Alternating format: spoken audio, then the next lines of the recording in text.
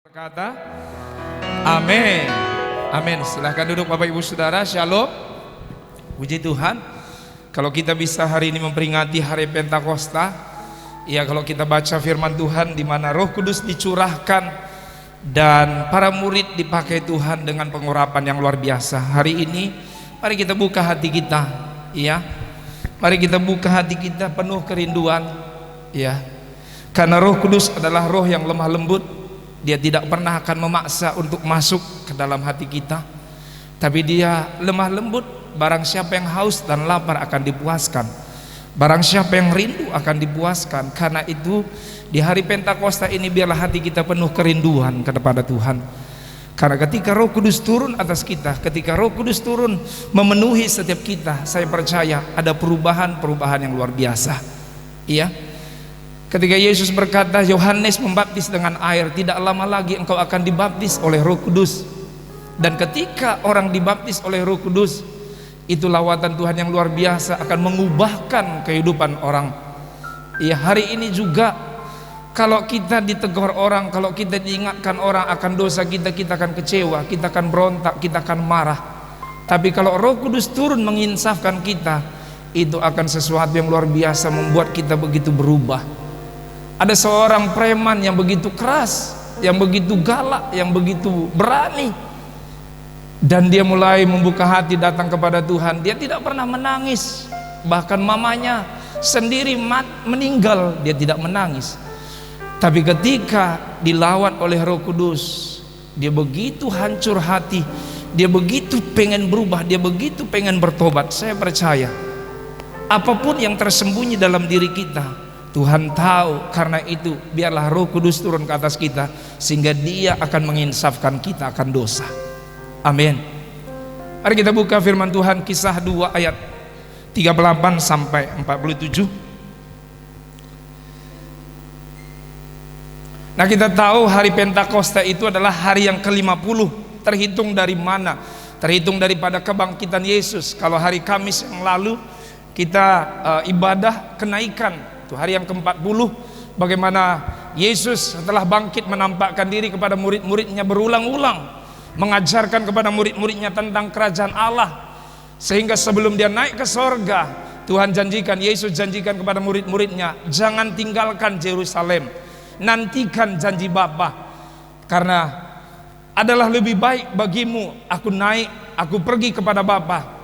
Dan ketika Yesus naik ke sorga, Dia janjikan Roh Kudus akan memenuhi murid-murid. Dan apa yang terjadi ketika mereka bertekun berdoa, menantikan di loteng itu mereka berdoa. Makanya ada juga gereja yang mengadakan doa 10 malam. Dan hari ini adalah puncak sebenarnya bagaimana Roh Kudus dicurahkan. Karena itu jangan lewatkan kesempatan ini, bagaimana Roh Kudus akan dicurahkan bagi kita. Dan apa yang terjadi, setiap kita pasti mengalami perubahan. Mari kita baca Kisah 2 ayat 38. Sama-sama kita baca 2, 3, ya.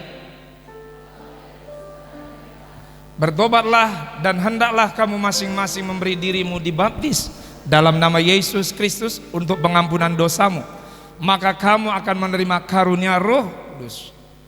Sebab bagi kamulah janji itu, dan bagi anak-anakmu, dan bagi orang yang masih jauh, yaitu sebanyak yang akan dipanggil oleh Tuhan Allah kita. 40.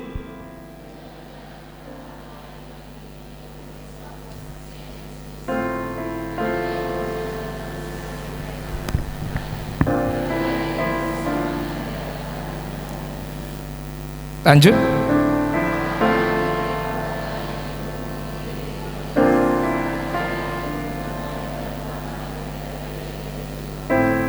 Empat tiga.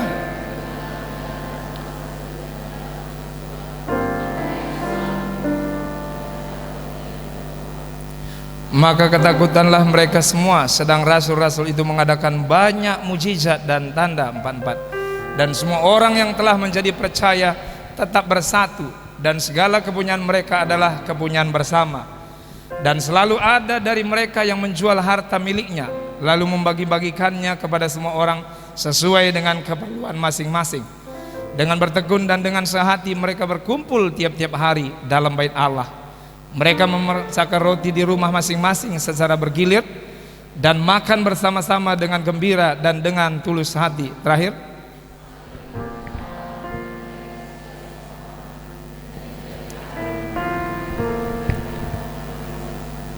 iya, dikatakan Tuhan menambah jumlah mereka dengan orang-orang yang diselamatkan. Ending daripada setiap kerinduan kita harus ada orang yang diselamatkan. Puji Tuhan. Nah, hari ini mari kita buka hati kita supaya kita boleh mengalami baptisan Roh Kudus. Coba saya tanya Bapak Ibu, siapa yang belum pernah mengalami baptisan Roh Kudus? Oh, semua sudah pernah mengalami baptisan Roh Kudus. Siapa yang belum pernah dibaptiskan air? Baptisan air. Baptisan air ditenggelamkan. Ya, hari ini kita akan adakan baptisan air. Nah, sekali lagi saya tanya, siapa yang belum pernah mengalami baptisan Roh Kudus? Oh, puji Tuhan, semuanya sudah mengalami baptisan Roh Kudus. Nah, Alkitab katakan ketika orang penuh dengan Roh Kudus, dibaptiskan oleh Roh Kudus, adalah salah satu tanda mereka berbahasa roh. Sekali lagi saya tanya, siapa yang sudah mendapatkan bahasa roh? Coba, yang sudah. Sekali lagi saya tanya, siapa yang belum? Yang belum. Nah, suatu saat saya ditanya sama kakak rohani saya, dia tanya seperti ini, maukah engkau, rindu enggak engkau seperti orang berdoa penuh dengan Roh Kudus, berbahasa roh? Lalu saya katakan, saya rindu. Iya, saya pengen seperti orang itu berdoa. Saya bilang, saya pengen berbahasa roh. Apakah ketika saya berbahasa roh lalu saya sudah menjadi manusia super gitu ya? Tentunya tidak. Ya. Tapi Alkitab katakan salah satu tanda kita sebagai orang percaya adalah dia berbahasa roh. Ya. Kalau salib, ya bisa saja siapa yang pun pakai salib. Nah, hari ini, hari Pentakosta ini, mari kita minta dengan penuh kerinduan. Ada banyak yang disingkapkan Tuhan, ada banyak yang mau Tuhan kasih, ada banyak yang mau Tuhan lakukan. Ketika ada orang-orang dipenuhkan oleh Roh Kudus, wah, semangatnya bagaimana dia mengalami kuasa, sama seperti murid-murid pada waktu itu. Murid-murid sebelum mereka penuh dengan Roh Kudus, mereka bersama-sama dengan Yesus, kemana-mana mereka bersama dengan Yesus. Tapi yang melakukan mujizat adalah selalu Tuhan Yesus. Bahkan pada waktu mereka ada di kapal, perahu, waktu angin badai demikian rupa, sampai-sampai Yesus berkata, padahal Yesus bersama-sama dengan mereka, mereka tidak dapat melakukan sesuatu. Artinya apa? Makanya Yesus berkata, tunggu di Yerusalem, nantikan janji Bapa. Apa itu? Yaitu Roh Kudus. Banyak orang Kristen percaya kepada Tuhan tapi tidak mengaktifkan yang namanya kuasa daripada Tuhan. Itu pengurapan daripada Roh Kudus. Sebenarnya Roh Kudus itu ada di setiap hati kita, di setiap kehidupan kita. Karena dalam kitab Korintus berkata, tidak tahukah kamu bahwasanya tubuhmu adalah bait Allah? Iya, sesungguhnya dia sudah ada dalam hidup kita, tapi kerap kali kita tidak aktifkan. Kita buat nomor sekian, ada masalah kita lapor keluarga, ada kita mengalami sakit penyakit langsung pergi ke dukun. Padahal dalam diri ada satu kuasa yang tidak terbatas. Makanya Alkitab berkata, orang percaya menompangkan tangannya atas orang sakit sembuh. Tidak dikatakan di Alkitab pendeta menompangkan tangannya atas orang sakit sembuh. Tapi Alkitab menuliskan orang percaya. Orang percaya, katakan amin. Orang percaya menompangkan tangannya atas orang sakit sembuh. Ketika kita percaya dan menompangkan tangan atas orang sakit, saya percaya, jadilah sebagaimana imanmu, kata Tuhan Yesus. Karena itu mari kita praktekkan. Kalau Tuhan berkata kepadamu, sudah kuberikan segala kuasa, iya, karena itu pergilah, beritakan Injil. Tuhan sudah berikan kepada kita kuasa, tinggal kita mau gunakan atau tidak. namun sudah ada diberikan Tuhan bagi setiap kita masing-masing. Nah, kita akan melihat sebelum kita akan berdoa nanti, ciri-ciri orang yang mengalami lawatan Roh Kudus. Ya, ciri-ciri orang mengalami lawatan Roh Kudus. Yang pertama dikatakan bertobat dari dosa. Ketika kita dilawat oleh Roh Kudus, kita diinsafkan akan dosa.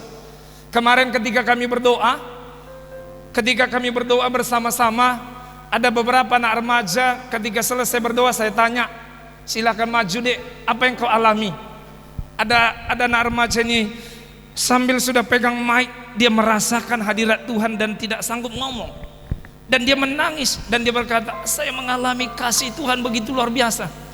Lalu saya suruh duduk, saya panggil lagi satu lagi, apa yang kau alami? Dia berkata, ini bahasa dia, saya ditampar Tuhan, katanya, saya ditampar Roh Kudus, maksudnya diinsafkan. Selama ini saya sombong, dia bilang. Selama ini saya merasa saya memimpin dengan kekuatan saya. Dan pada saat itu dia menangis, merasakan betapa Tuhan sayang kepada dia. Saya percaya ketika kita dilawat oleh Roh Kudus, kita diinsafkan akan dosa. Kalau seperti yang saya katakan tadi, kalau kawan saya, teman saya menegur saya akan kesalahan saya bisa balas, marah, bahkan nggak mengakui. Tapi kalau lawatan Tuhan turun atas kita, dia sendiri akan mengungkapkan kita akan dosa kita. Suatu saat ketika saya penuh dengan Roh Kudus, begitulah Tuhan menginsafkan saya akan dosa saya. Saya melihat seperti saya diputar film dosa saya. Sebelumnya pada waktu itu sebelum saya dibaptis, diingatkan Tuhan akan segala dosa saya dan saya berkata, Tuhan ampun saya mau bertobat, saya mau berubah. Ingat, saudara dan saya pengen lepas dari ikatan, dari belenggu, dari dosa. Dengan kekuatan kita nggak sanggup. Saya mau bebas dari ikatan ini, saya mau bebas dari ikatan ini. Dengan kekuatan kita akan kecewa, jatuh lagi. Mari kita fokuskan, lawat saya Tuhan. Saya percaya ketika Roh Kudus melawat kita, dia insafkan kita akan dosa, sehingga kita mengalami yang namanya pertobatan, sehingga kita mengalami yang namanya meninggalkan dosa. Hari ini di hari Pentakosta ini, mari kita buka hati kita, biarlah Roh Kudus menginsafkan kita akan dosa kita. Suami istri ketika ditegur, ketika mungkin mengingatkan kesalahannya bisa emosi. Tapi kalau Roh Kudus mengingatkan kita akan dosa kita, saya percaya kita tersungkur. Ada Alkitab mengatakan, firman Tuhan berkata, ketika kita dilawat oleh Tuhan, segala keangkuhan kita lenyap, segala keangkuhan kita hilang. Kenapa? Ketika kita mungkin merasa, ada seorang juga kemarin waktu dia bersaksi, dia mainkan musik, selama ini saya melayani, saya merasa dengan ganteng dan segalanya dengan daging lah ibarat kata. Dan dia berkata, sesungguhnya merasakan kekosongan. Dan saya percaya hanya Roh Kudus yang sanggup mengisi kekosongan di hati kita. Amin. Hari ini di hari Pentakosta ini, mari kita berkata, Roh Kudus penuhi saya, Roh Kudus jamah saya. Tuhan sendiri akan mengingatkan kita, oh kau masih suka gosip. Kalau orang berkata, ih suka kali kau gosip maka kita akan balas. Tapi Roh Kudus ketika dia melawat kita, Roh Kudus akan mengatakan, gak bagus bergosip nakku. Hancur hati kita. Gak bagus kau berbohong, gak bagus kau menyimpan dosa. Akhirnya apa? Hancur hati kita. Dan kita akan berkata, aku bertobat Tuhan. Karena itu hari ini di hari Pentakosta, mari kita buka hati kita. Ciri yang kedua, orang yang mengalami lawatan Roh Kudus adalah bertekun dalam firman. Sebelum saya dipenuhkan oleh Roh Kudus, saya nggak betah baca firman. Saya nggak betah baca Alkitab, boro-boro satu pasal. Iya, buka Alkitab aja nggak pernah. Tapi ketika saya mengalami kepenuhan Roh Kudus, kerinduannya itu berubah. Kerinduannya baca firman. Bahkan saya tulisi, saya catat demikian rupa. Kenapa? Bukan karena kuat gagah saya, tapi karena Roh Kudus yang bekerja dalam hidup saya. Itulah satu karya Roh Kudus bagi kita. Tuhan taruhkan kerinduan, kehausan akan kebenaran firman Tuhan, sehingga kita bisa melihat Orang-orang yang dipenuhkan oleh Roh Kudus pada gereja mula-mula, pada mereka yang berdoa di loteng itu, apa yang terjadi? Mereka bertekun dan bersatu hati dalam firman Tuhan. Bahkan mereka memecahkan roti. Kenapa bisa? Kenapa bisa mereka bersatu hati? Karena mereka sama-sama dilawat oleh Roh Kudus. Kalau saya dilawat oleh Roh Kudus, kawan saya kedagingan, nggak nyambung. Saya bicara firman, maka dia akan bicara yang lain. Tapi kalau kita sama-sama dilawat oleh Roh Kudus, maka kita akan bicara firman, nyambung. Karena itu hari ini mari kita minta supaya setiap kita dipenuhi oleh Roh Kudus. Saudara, usahakan berusaha sekuat tenaga. Besok aku rajin baca Alkitab. Gagal. Dengan kekuatan kita nggak sanggup. Tapi kita dengan rendah hati, Roh Kudus, aku butuh firman. Roh Kudus, tolong aku Tuhan, agar aku dapat bertekun dengan firman-Mu. Saya percaya dengan kekuatan daripada Tuhan, kita dimampukan untuk bisa bertekun membaca firman Tuhan. Yang terakhir, ciri orang yang mengalami lawatan Roh Kudus adalah bersekutu dengan sesama. Kalau kita sama-sama seperti yang saya katakan tadi, merasakan lawatan Roh Kudus, kita bisa bicara satu dengan yang lain tentang kebenaran firman Tuhan, nyambung.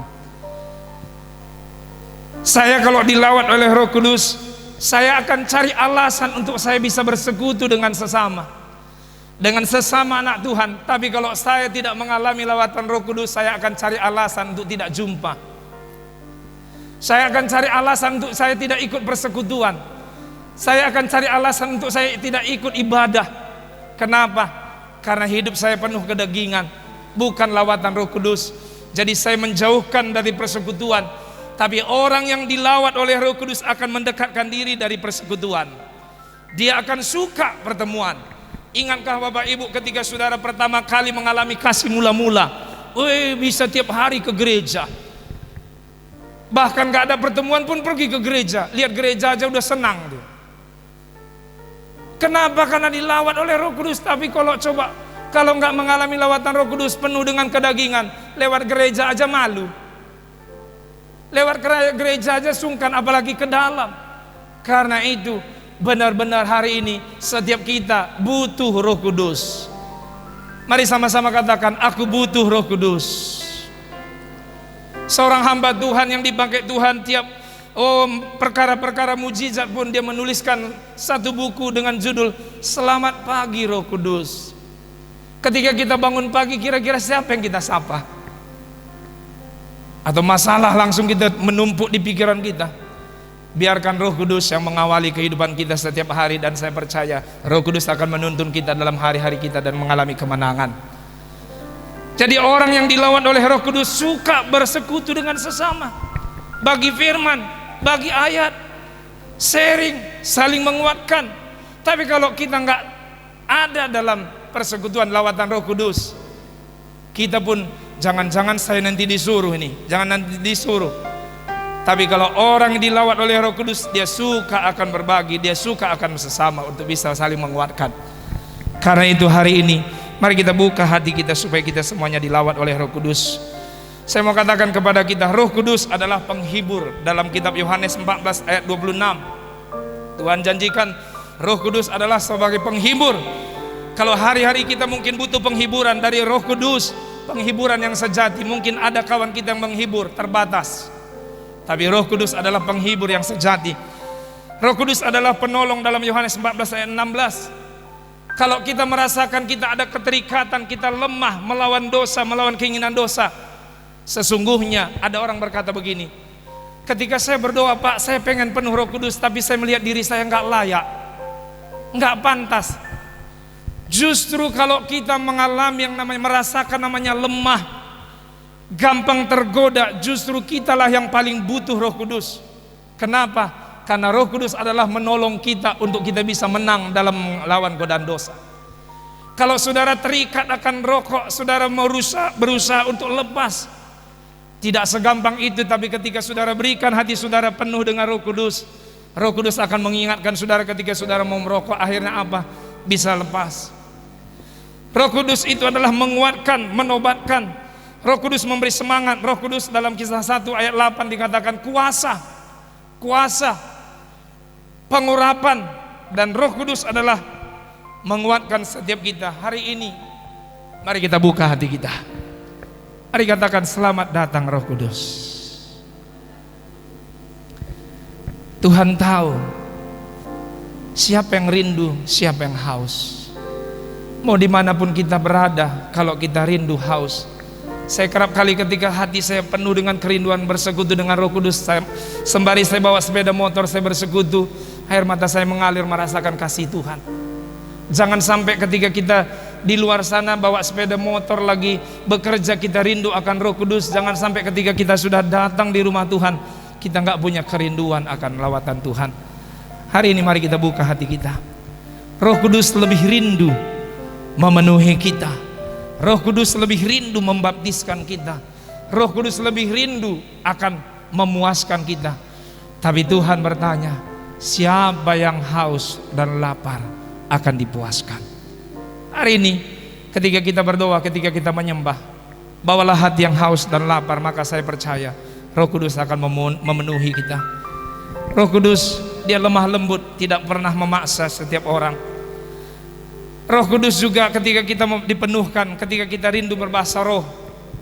Tentunya ketika saya rindu berbahasa roh, namanya bahasa, nggak bisa saya berbahasa diam. Namanya diucapkan. Ketika mungkin ada orang mau dilawat oleh Roh Kudus, mau berbahasa roh, terima saja.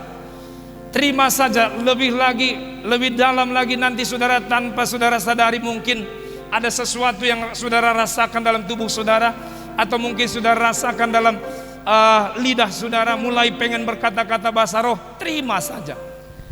Tuhan berkata, kalau kita minta roti masa dikasih kalajengking. Kalau kita minta sesuatu kepada Bapa di sorga, saya percaya kalau kita minta Roh Kudus, maka Roh Kudus diberikan kepada kita. Nggak ada roh yang lain. Karena itu mari siang hari ini, setiap kita, bukan kuat gagah kita, ketika Roh Kudus memenuhkan kita, saya percaya seperti murid-murid dipakai Tuhan, mereka menjadi saksi. Kita rindu jadi saksi di keluarga kita, terima Roh Kudus. Kita rindu jadi saksi di kantor, terima Roh Kudus. Roh Kudus akan memimpin kita untuk bisa jadi saksi di sana. Mari kita bangkit berdiri.